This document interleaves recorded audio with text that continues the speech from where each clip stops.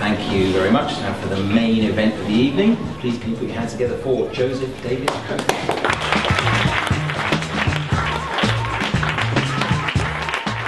My name's Josef Davies-Coates from a small co-op in London called United Diversity, and we're all about trying to increase quality of life on Earth while simultaneously reducing ecological footprint.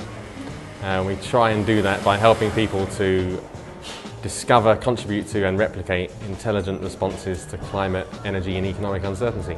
There's a nice chap called Vinay Gupta who's got a nice model, which is a bit dark in some ways, called 6 Ways to Die. And he points out that there's only really 6 ways to die. You can be too hot, too cold, too hungry, too thirsty, ill or injured. And what stops us from dying from those things is infrastructure. You know, it's the roads, it's the wires, it's the pipes, it's the sewers, and it's the farms and the tractors and etc. etc.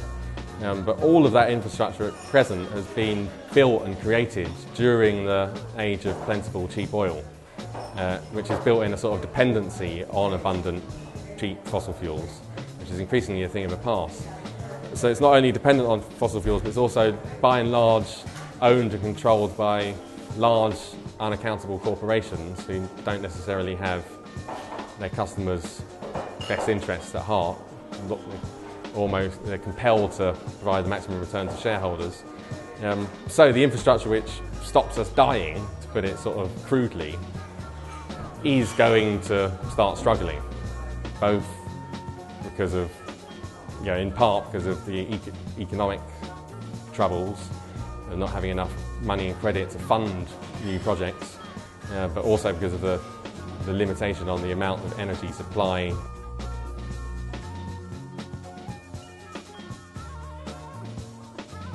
Thankfully, there are loads of pioneers who are already creating community-scale infrastructure, community wind farms and food co-ops and what have you, and events like this that bring such people together to share ideas and bounce off inspiration off each other, I think are incredibly important. Like, David Corton, who's a sort of favourite author of mine, says that it might sound incredibly simplistic, but the key to changing the course of the human future is to change the stories which define our lives.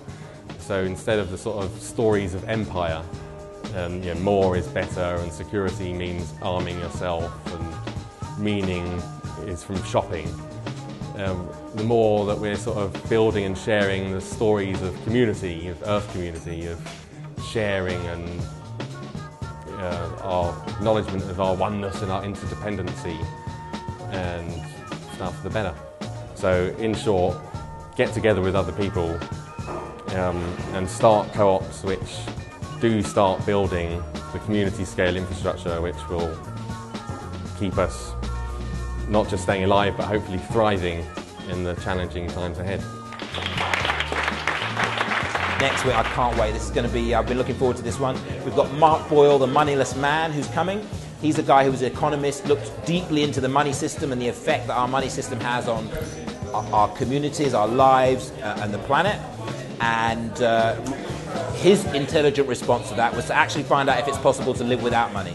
And so he wrote a book. He lived for a year without money, wrote a book about it, and in fact ended up living for 2.5 years without money. And that involved all sorts of things like foraging for his own food, making toothpaste out of hazelnuts, skipping for food.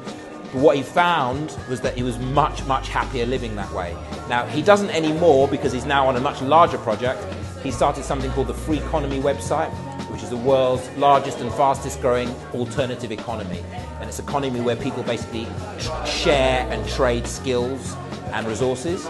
So Mark's going to be talking about his latest book, which is called The Moneyless Manifesto, which basically is a practical guide that provides a spectrum of options, because we realise that most of us aren't going to be able to move to, living in a yurt in the woods, foraging for food. That's an extreme end of the solution. Some people are doing that, but he's offering a whole spectrum, coming back from that to using local currencies, using credit unions, forming your own cooperatives, growing your own food. All of these different ways along the spectrum of moving to a more independent existence that's not dependent upon systems that are failing.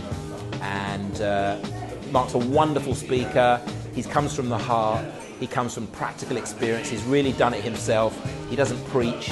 All he's interested in doing is helping people understand the effect of our money system and the way our consumer society works, and what we can do, the stages that we can do to go away to moving away from that.